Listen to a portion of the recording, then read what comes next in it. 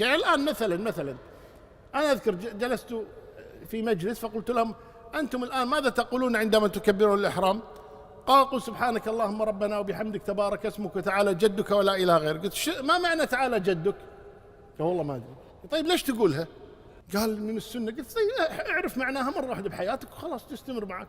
عندك 24 ساعة جاب تلفونك وجوجل وواتساب ويوتيوب، مرة واحدة تعالى جدك ايش معناها، عشان لما تقولها تكون عارف معناها. كل يوم نقرأ قل هو الله أحد الله الصمد. ما معنى الصمد؟ قال: والله ما أدري. طيب تعلم معناها حتى إذا قرأت، إذا ذكرت، إذا دعوت، أنك تعرف معاني هذه الكلمات.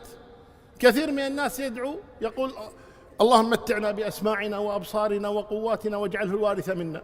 شنو يعني اجعله الوارث منا؟ قال: والله ما أدري. طيب اسأل، اقرأ. فالقصد أننا نحرص على أن نفهم ما نقول.